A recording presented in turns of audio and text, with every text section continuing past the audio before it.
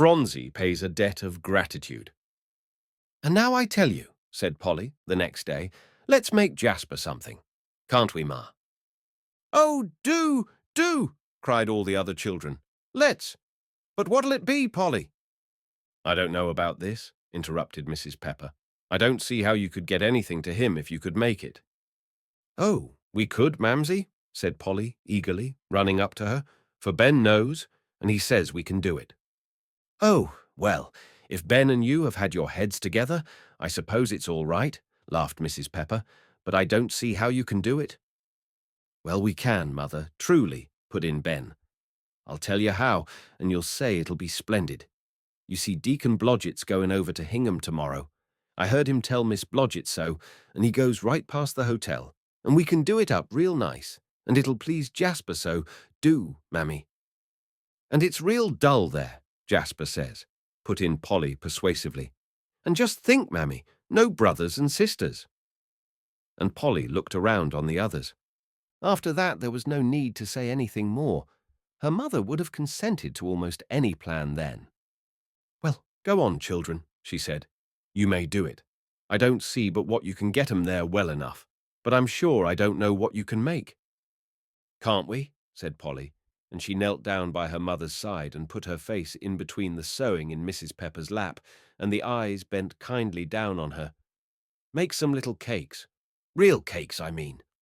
"Now don't say no, Mammy," she said, alarmed, for she saw a no slowly coming in the eyes above her as Mrs. Pepper began to shake her head. "But we haven't any white flour, Polly," began her mother. "I know," said Polly, "but we'll make 'em of brown. It'll do if you'll give us some raisins. You know there's some in the bowl, Mammy."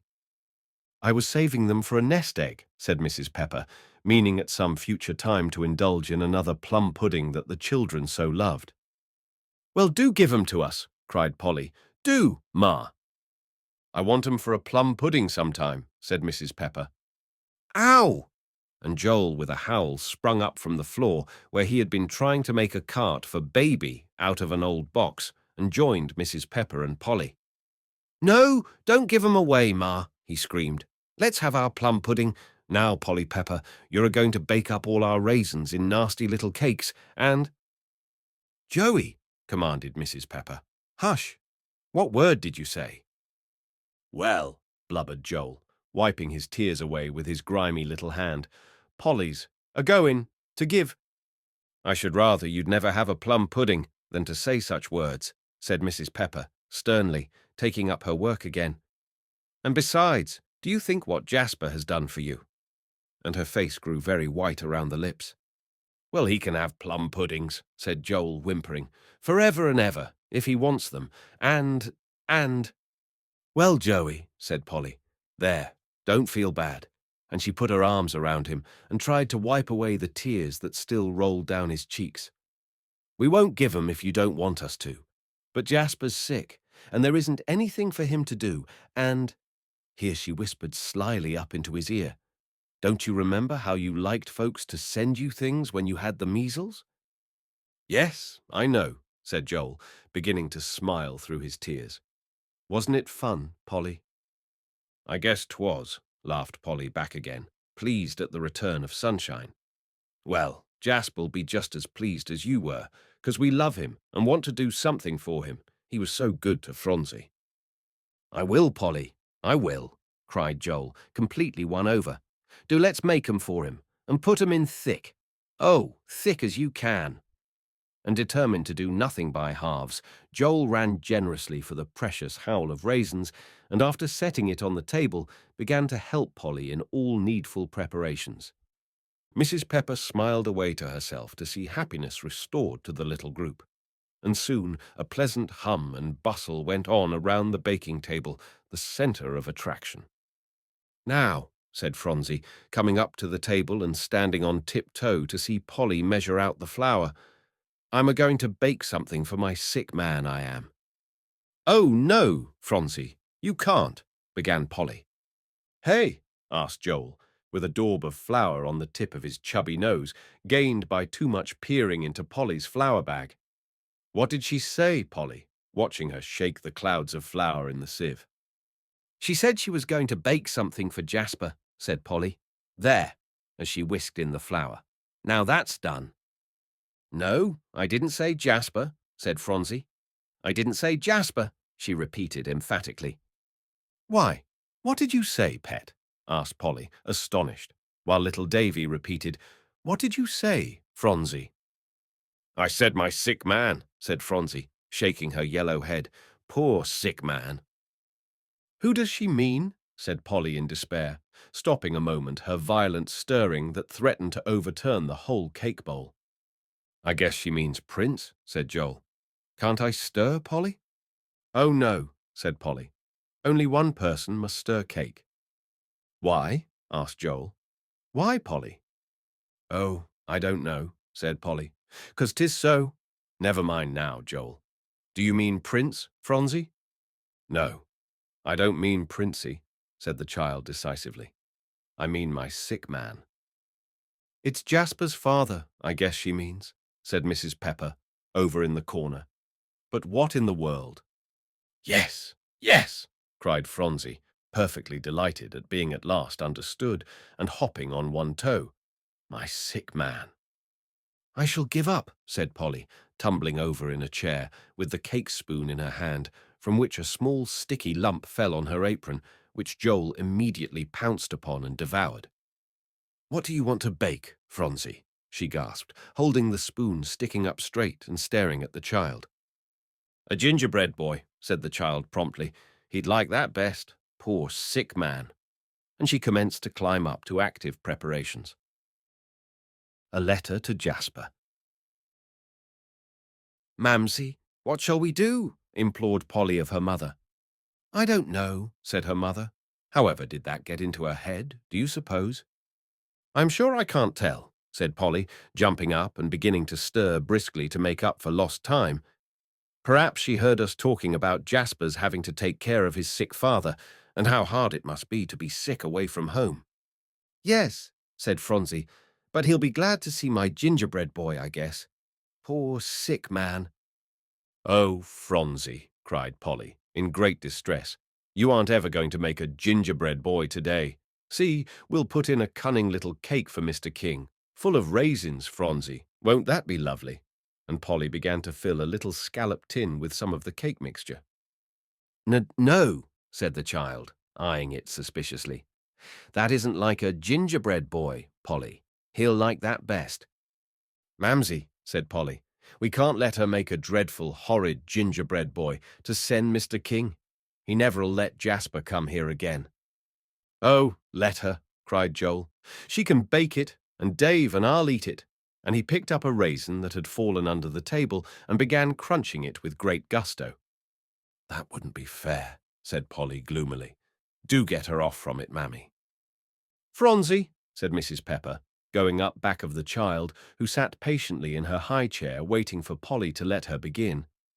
Hadn't you rather wait and give your gingerbread boy to Jasper for his father when he comes? Oh, no, no, cried Phronsie, twisting in her chair in great apprehension. I want to send it now, I do. Well, Polly, said her mother, laughing, after all it's best, I think, to let her. It can't do any harm anyway. And instead of Mr. King's not letting Jasper come, if he's a sensible man, that won't make any difference. And if he isn't, why, then there'd be sure to something come up some time to make trouble. Well, said Polly, I suppose she's got to, and perhaps, as a consoling idea struck her, perhaps she'll want to eat it up herself when it's done. Here, Phronsie, giving her a handful of the cake mixture, which she stiffened with flour to the right thickness. There, you can call that a gingerbread boy. See, won't it make a beautiful one? You needn't think, said Mrs. Pepper, seeing Phronsie's delighted face, and laughing as she went back to her work. But what that gingerbread boy'll go. When the little cakes were done, 8 of them, and set upon the table for exhibition, they one and all protested that they never saw so fine a lot. Polly was delighted with the praise they received, and her mother's commendation that she was growing a better cook every day. How glad Jasper'll be, won't he, Mamsie? Said she. The children walked around and around the table, admiring and pointing out the chief points of attraction as they appeared before their discriminating eyes. "I should choose that one," said Joel, pointing at one which was particularly plummy, with a raisin standing up on one end with a festive air, as if to say, "There's lots of us inside. You better believe." "I wouldn't," said Davy. "I'd have that. That's cracked so pretty." "So 'tis," said Mrs. Pepper. "They're all as light as a feather, Polly." "But my gingerbread boy," cried Phronsie, running eagerly along with a particularly ugly-looking specimen of a cake figure in her hand, "is the beautifulest, isn't it, Polly?" "Oh, dear," groaned Polly. "It looks just awfully, don't it, Ben?" "Ho, ho!" laughed Joel in derision. "His leg is crooked. See, Phronsie. You better let Davy and me have it." "No, no!" screamed the child in terror. "That's my sick man's gingerbread boy. It is." "Joe, put it down," said Ben. "Yes, Phronsie, you shall have it. There, it's all safe." And he put it carefully into Phronsie's apron when she breathed easier. "And he hasn't but one eye," still laughed Joel, while little Davy giggled too. "He did have two," said Polly, but she punched the other in with her thumb. "Don't, boys," she said aside. "You'll make her feel bad. Do stop laughing. Now how'll we send the things?" "Put 'em in a basket," said Ben. "That's nicest." "But we haven't got any basket," said Polly, "except the potato basket, and they'd be lost in that." "Can't we take your work basket, Mamsie?" asked Ben. "They'd look so nice in that." "Oh," said Mrs. Pepper, "that wouldn't do. I couldn't spare it, and besides, it's all broken at the side, Ben. That don't look nice."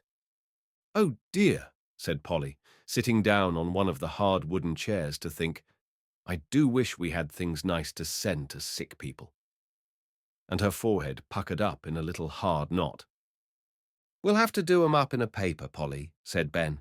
"There isn't any other way. They'll look nice in anything, 'cause they are nice," he added comfortingly. "If we only had some flowers," said Polly, "that would set 'em off." "You're always a-thinking of flowers, Polly," said Ben. "I guess the cakes'll have to go without 'em." "I suppose they will," said Polly, stifling a little sigh. "Where's the paper?" "I've got a nice piece upstairs," said Ben. "Just right, I'll get it." "Put my gingerbread boy on top," cried Phronsie, handing him up.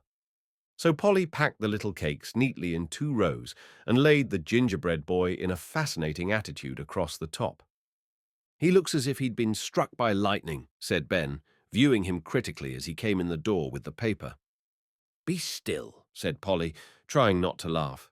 "That's because he baked so funny. It made his feet stick out." "Children," said Mrs. Pepper, "how'll Jasper know where the cakes come from?" "Why, he'll know it's us," said Polly. "Of course, 'cause it'll make him think of the baking we're going to have when he gets well." "Well, but you don't say so," said Mrs. Pepper, smiling. "'Tisn't polite to send it this way." "Whatever'll we do, Mammy?" said all 4 children in dismay, while Phronsie simply stared. "Can't we send 'em at all?" "Why, yes," said their mother. "I hope so, I'm sure, after you've got 'em baked. But you might answer Jasper's letter, I should think, and tell him about 'em, and the gingerbread boy." "Oh, dear," said Polly, ready to fly. "I couldn't, Mamsie. I never wrote a letter." "Well, you never had one before, did you?" said her mother, composedly biting her thread. "Never say you can't, Polly, 'cause you don't know what you can do till you've tried." "You right, Ben," said Polly, imploringly. "No," said Ben. "I think the nicest way is for all to say something. Then 'twon't be hard for any of us." "Where's the paper?" queried Polly. "Coming from, I wonder?" "Joel," said Mrs. Pepper, "run to the bureau in the bedroom and open the top drawer and get a green box there." So Joel, quite important at the errand, departed and presently put the designated box into his mother's hand. "There, now I'm going to give you this." And she took out a small sheet of paper slightly yellowed by age, but being gilt-edged, it looked very magnificent to the 5 pairs of eyes directed to it. "Now, Ben, you get the ink bottle and the pen, and then go to work." So Ben reached down from the upper shelf in the cupboard the ink bottle and a pen in a black wooden pen holder. "Oh, Mamsie!" cried Polly.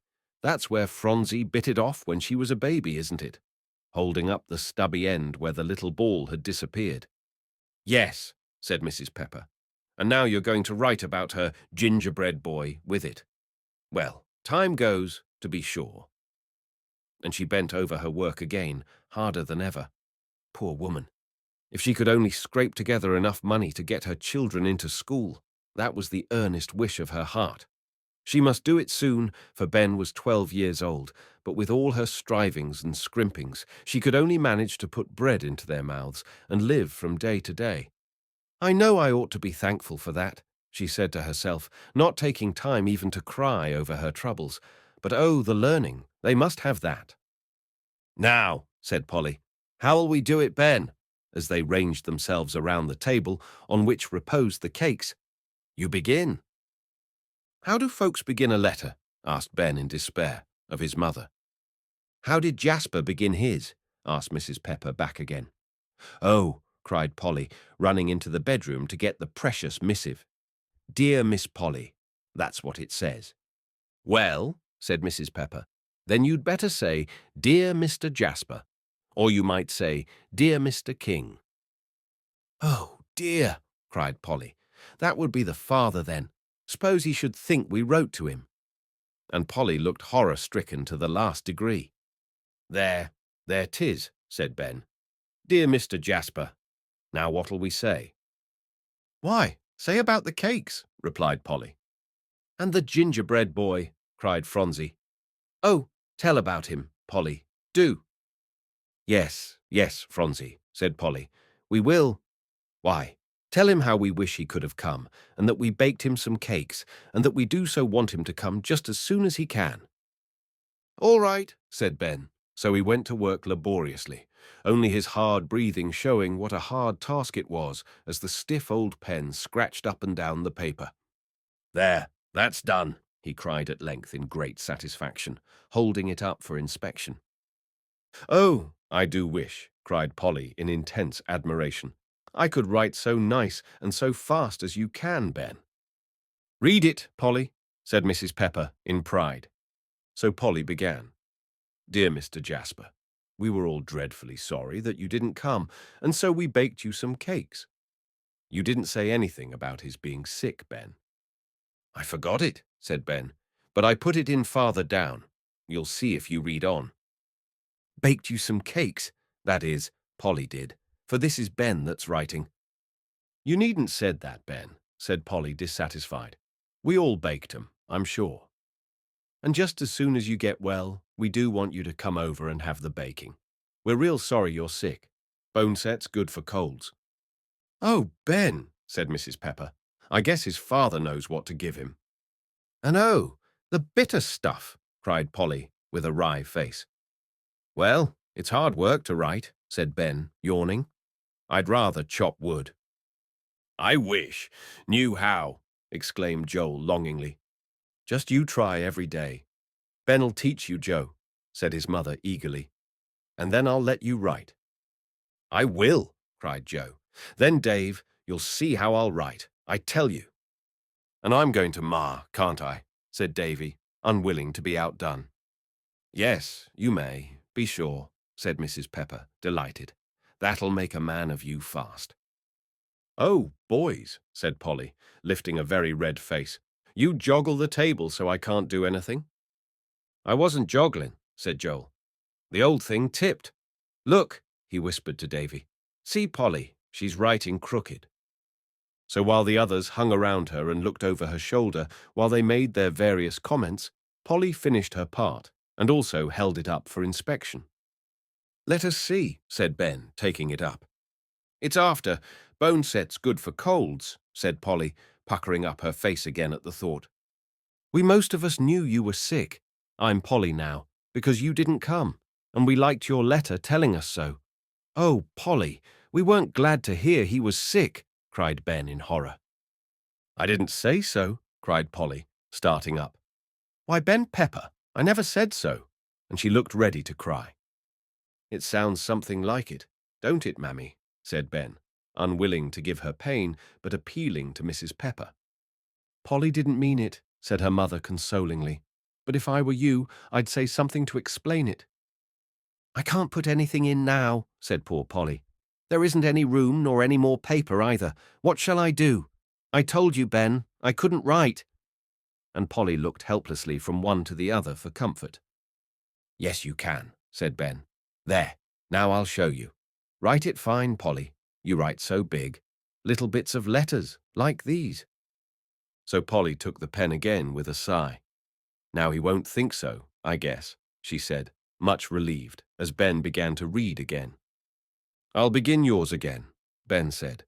We most of us knew you were sick because you didn't come, and we liked your letter telling us so, because we'd all felt so badly, and Phronsie cried herself to sleep. That's good, I'm sure. The gingerbread boy is for your father. Please excuse it, but Phronsie would make it for him because he is sick. There isn't any more to write, and besides, I can't write good, and Ben's tired. From all of us. Why, how's he to know? Cried Ben. That won't do to sign it. Well, let's say from Ben and Polly then, said Polly. Only all the others want to be in the letter. Well, they can't write, said Ben. We might sign their names for 'em, suggested Polly. Here's mine, said Ben, putting under the from all of us a big, bold Ben. And here's mine, echoed Polly, setting a slightly crooked Polly by its side. Now, Joe, you better let Ben hold your hand, said Polly, warningly. But Joel, declaring he could write, had already begun, so there was no hope for it, and a big drop of ink falling from the pen, he spattered the J so that no one could tell what it was. The children looked at each other in despair. Can we ever get it out, Mammy? Said Polly, running to Mrs. Pepper with it. I don't know, said her mother. How could you try it, Joe? I didn't mean to, said Joel, looking very downcast and ashamed. The ugly old pen did it.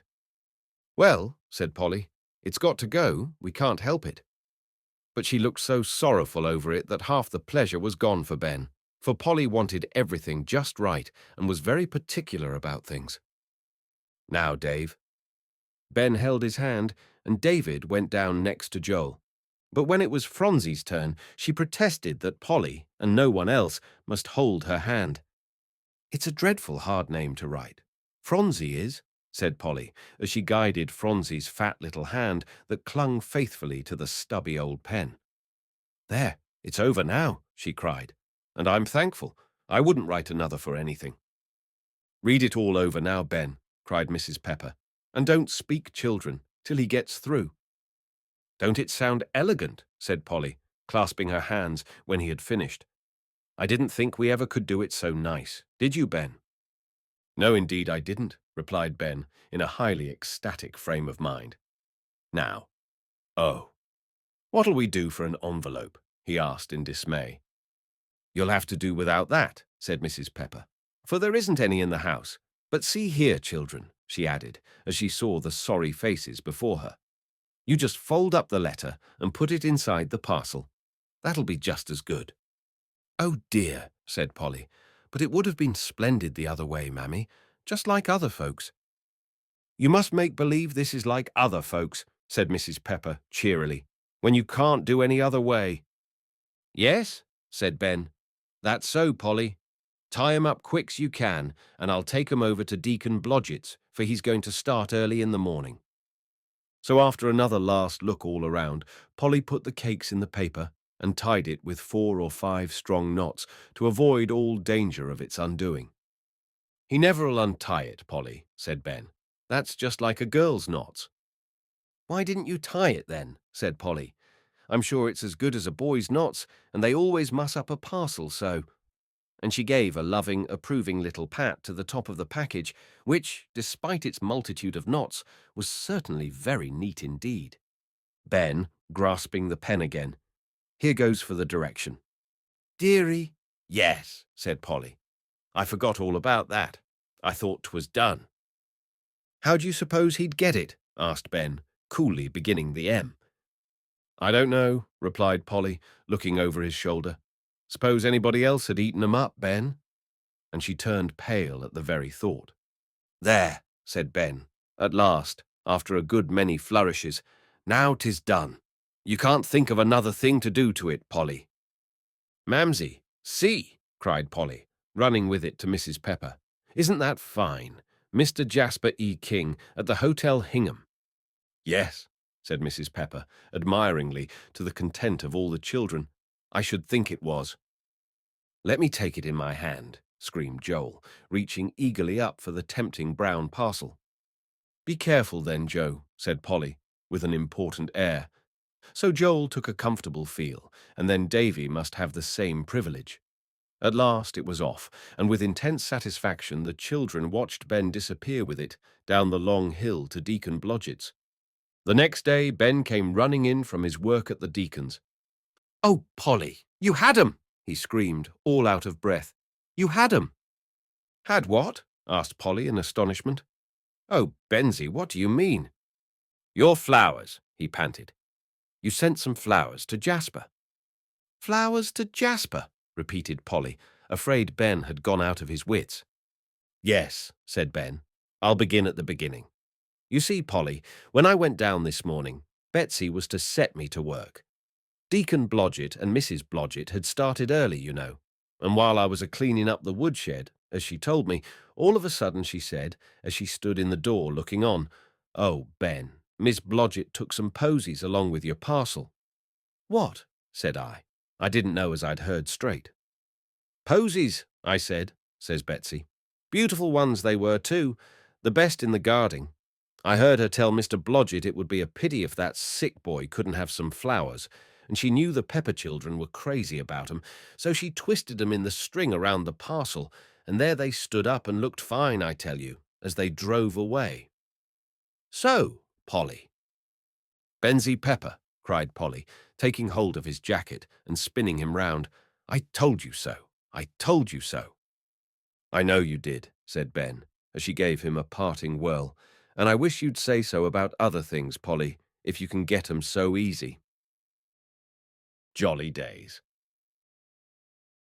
"Oh, Ben!" cried Jasper, overtaking him by a smart run as he was turning in at the little brown gate one morning 3 days after. "Do wait." "Hello!" cried Ben, turning around and setting down his load, a bag of salt and a basket of potatoes, and viewing Jasper and Prince with great satisfaction. "Yes, here I am," said Jasper. "And how I've run. That fellow on the stage was awful slow in getting here. Oh, you're so good," he said, and his eyes, brimful of gladness, beamed on Ben. "The cakes were just prime, and 'twas great fun to get your letter." "Did you like it?" asked Ben, the colour up all over his brown face. "Like it?" cried Jasper. "Why, 'twas just splendid, and the cakes were royal. Isn't Polly smart, though, to bake like that?" he added admiringly. "I guess she is," said Ben, drawing himself up to his very tallest dimensions. "She knows how to do everything, Jasper King." "I should think she did," responded the boy quickly. "I wish she was my sister," he finished longingly. "Well, I don't," quickly replied Ben, "for then she wouldn't be mine, and I couldn't think of being without Polly. Was your father angry about the gingerbread boy?" he asked timidly, trembling for an answer. "Oh, dear," cried Jasper, tumbling over on the grass. "Don't, don't! I shan't be good for anything if you make me laugh. Oh, wasn't it funny?" And he rolled over and over, shaking with glee. "Yes," said Ben, immensely relieved to find that no offence had been taken. "But she would send it. Polly tried not to have her, and she most cried when Phronsie was so determined, 'cause she said your father never'd let you come again." "'Twas just lovely in Phronsie," said the boy, sitting up and wiping his eyes. "But oh, it was so funny. You ought to have seen my father, Ben Pepper." "Oh, then he was angry," cried Ben. "No, indeed he wasn't," said Jasper. "Don't you think it? Do you know it did him lots of good, for he'd been feeling real badly that morning. He hadn't eaten any breakfast, and when he saw that gingerbread boy—" Here Jasper rolled over again with a peal of laughter, and heard the message, he just put back his head, and he laughed. Why, I never heard him laugh as he did then. The room shook all over, and he ate a big dinner, and all that afternoon he felt as good as could be. but he says he's coming to see the little girl that baked it for him before we go home." Ben nearly tumbled over by the side of Jasper at these words. "Coming to see us," he gasped. "Yes," said Jasper, who had scarcely got over his own astonishment about it, for if the roof had suddenly whisked off onto the church steeple, he couldn't have been more amazed than when he heard his father say cheerily, "Well, Jasper, my boy, I guess I shall have to drive over and see your little girl, since she's been polite enough to bake me this," pointing to the wild-looking gingerbread boy. "Come in and tell 'em about it," cried Ben, radiantly, picking up his potatoes and salt. "It's all right, Polly," he said in a jubilant voice, "for here's Jasper, and he'll tell you so himself." "Hush," said Jasper warningly. "Don't let Phronsie hear. Well, here's my pet now." And after bobbing lovingly to the others, with eyes beaming over with fun, he caught up the little girl who was screaming, "Oh, here's Jasper, and my beautiful doggy." "Now, Phronsie," he cried, "give me a kiss. You haven't any soft soap today, have you? No, that's a good nice one now. Your gingerbread boy was just splendid." "Did he eat it?" asked the child in grave delight. "Well, no, he hasn't eaten it yet," said Jasper, smiling on the others. "He's keeping it to look at, Phronsie." "I should think so," groaned Polly. "Never mind, Polly," Ben whispered. "Jasper's been a-telling me about it. His father liked it. He did truly." "Oh," said Polly, "I'm so glad." "He had eyes," said Phronsie, going back to the charms of the gingerbread boy. "I know it," said Jasper admiringly. "So he did." "Rather deep sunk one of 'em was," muttered Ben. "And I'll bake you one, Jasper," said the child as he put her down. "I will very truly, some day." "Will you?" smiled Jasper. "Well then," and there was a whispered conference with Phronsie that somehow sent that damsel into a blissful state of delight.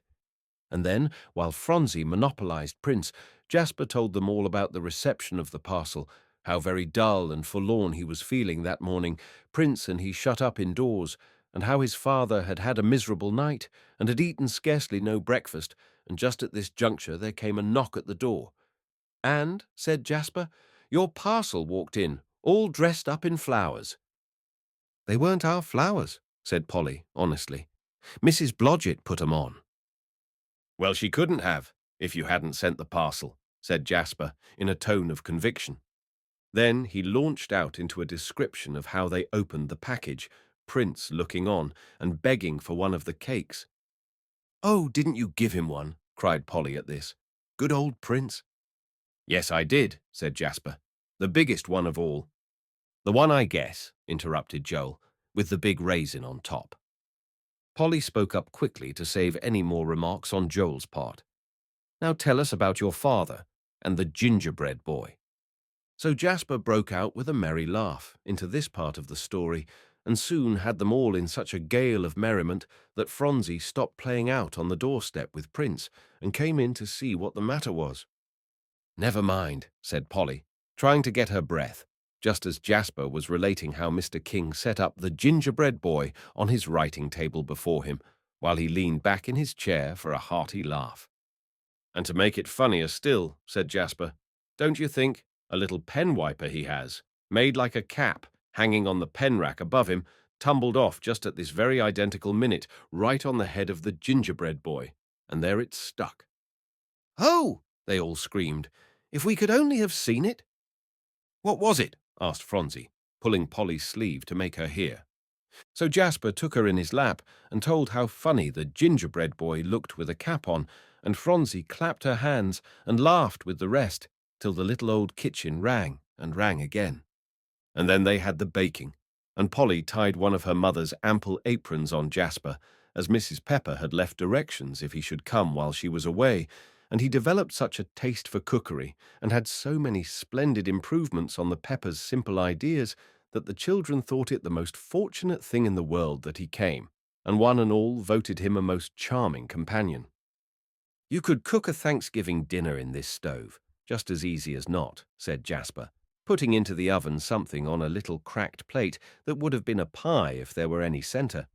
But lacking that necessary accompaniment, probably was a shortcake.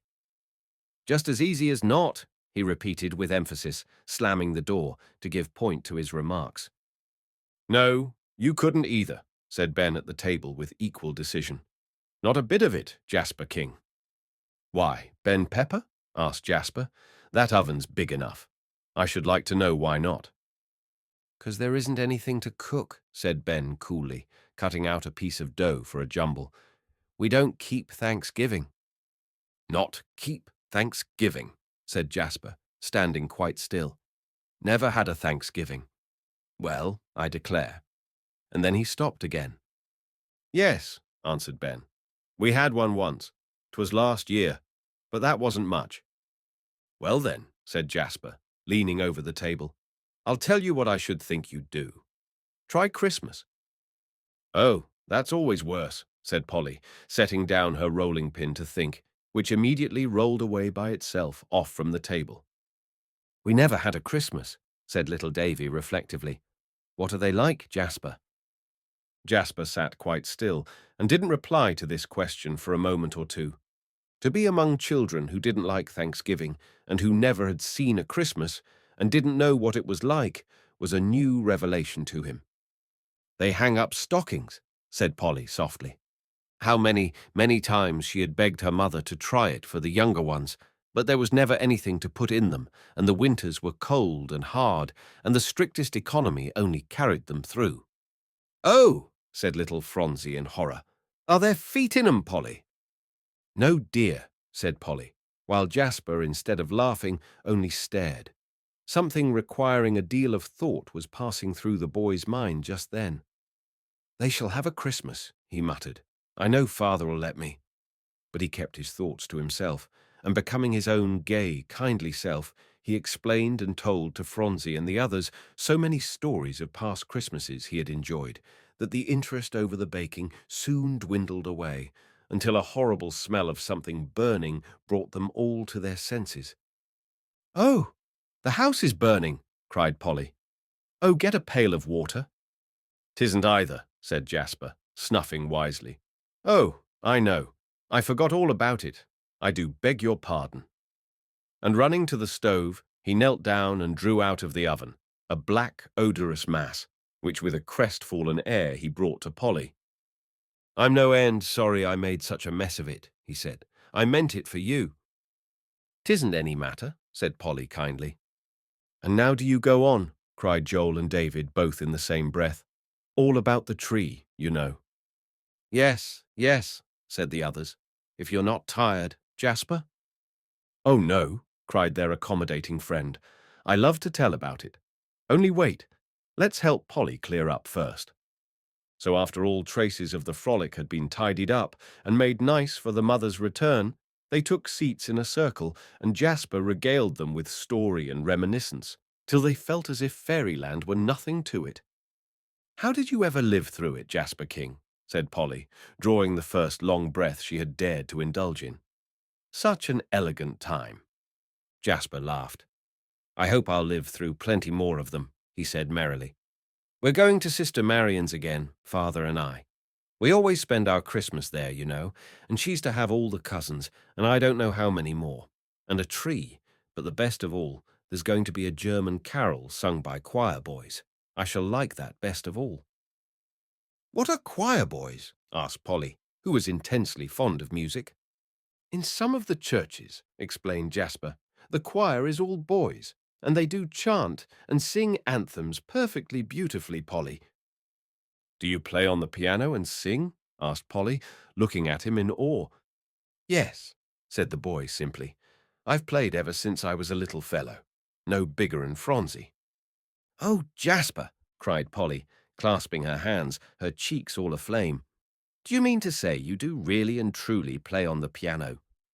Why, yes, said the boy, looking into her flashing eyes. Polly's always crazy about music, explained Ben. She'll drum on the table and anywhere to make believe it's a piano. There's Dr. Fisher going by, said Joel, who, now that they had gotten on the subject of music, began to find prickles running up and down his legs from sitting so still. I wish he'd stop. Is he the one that cured your measles and Polly's eyes? Asked Jasper, running to the window. I want to see him. Well, there he is, cried Ben, as the doctor put his head out of the gig and bowed and smiled to the little group in the window. He's just lovely, cried Polly. Oh, I wish you knew him. If Father's sick again, said Jasper, we'll have him. He looks nice, anyway, for Father don't like the doctor over in Hingham. Do you know perhaps we'll come again next summer? Wouldn't that be nice? Oh, cried the children rapturously. Do come, Jasper, do. Well, maybe, said Jasper, if Father likes it, and Sister Marion and her family will come with us. They do some summers. You'd like little Dick, I know, turning to Phronsie. And I guess all of you'd like all of them, he added, looking at the group of interested listeners. They wanted to come this year awfully. They said, oh, Grandpapa, do let us go with you and Jappy. And what? Said the children. Oh, said Jasper with a laugh. They call me Jappy. It's easier to say than Jasper. Ever so many people do for short. You may if you want to, he said, looking around on them all. How funny, laughed Polly. But I don't know as it is any worse than Polly or Ben. Or Phronsie, said Jappy. Don't you like Jappy? He said, bringing his head down to her level as she sat on the little stool at his feet, content in listening to the merry chat. Is that the same as Jasper? She asked gravely. Yes, the very same, he said. When they parted, Jappy and the little Peppers were sworn friends, and the boy, happy in his good times in the cheery little home, felt the hours long between the visits that his father, when he saw the change that they wrought in his son, willingly allowed him to make. Oh dear, said Mrs. Pepper one day in the last of September, as a carriage drawn by a pair of very handsome horses stopped at their door. Here comes Mr. King, I do believe. We never looked worse than we do today. I don't care, said Polly, flying out of the bedroom. Jappy's with him, Mama, and it'll be nice, I guess. At any rate, Phronsie's clean as a pink, she thought to herself, looking at the little maiden, busy with Baby, to whom she was teaching deportment in the corner. But there was no time to fix up, for a tall, portly gentleman, leaning on his heavy gold cane, was walking up from the little brown gate to the big flat stone that served as a step. Jasper and Prince followed decorously. Is this little Miss Pepper? He asked pompously of Polly, who answered his rap on the door. Now, whether she was little Miss Pepper, she never had stopped to consider. I don't know, sir. I'm Polly. And then she blushed bright as a rose, and the laughing brown eyes looked beyond to Jasper, who stood on the walk and smiled encouragingly. Is your mother in? Asked the old gentleman, who was so tall he could scarcely enter the low door. And then Mrs. Pepper came forward, and Jasper introduced her, and the old gentleman bowed and sat down in the seat Polly placed for him, and Mrs. Pepper thanked him with a heart overflowing with gratitude, through lips that would tremble even then, for all that Jasper had done for them. And the old gentleman said, Humph. But he looked at his son, and something shone in his eye just for a moment. Phronsie had retreated with Baby in her arms behind the door on the new arrival. But seeing everything progressing finely, and overcome by her extreme desire to see Jappy and Prince, she began by peeping out with big eyes to observe how things were going on.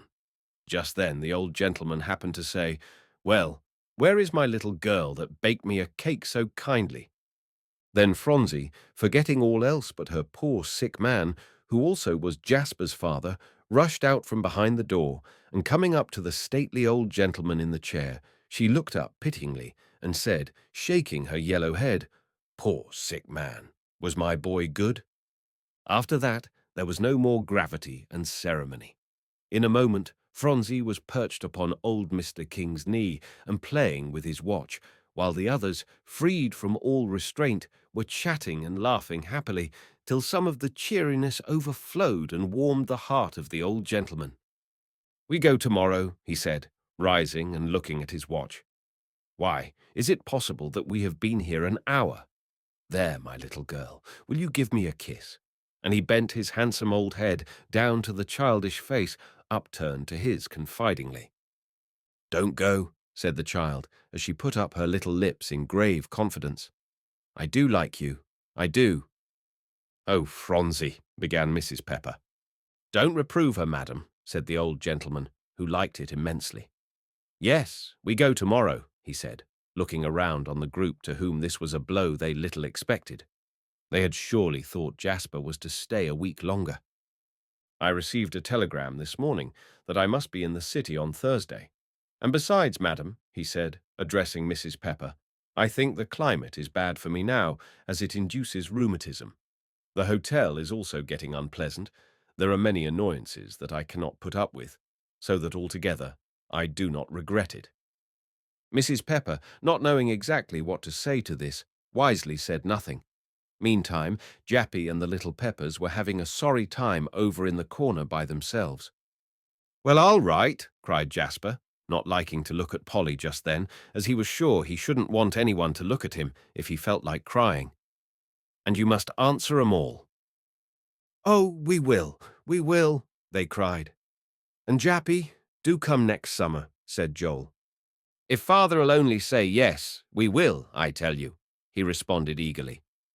"Come, my boy," said his father the third time, and Jasper knew by the tone that there must be no delay. Mr. King had been nervously putting his hand in his pocket during the last few moments that the children were together, but when he glanced at Mrs. Pepper's eyes, something made him draw it out again hastily, as empty as he put it in. "No, 'twouldn't do," he said to himself. "She isn't the kind of woman to whom one could offer money." The children crowded back their tears and hastily said their last goodbye, some of them hanging on to Prince till the last moment. And then the carriage door shut with a bang, Jasper giving them a bright parting smile, and they were gone. And the Peppers went into their little brown house and shut the door.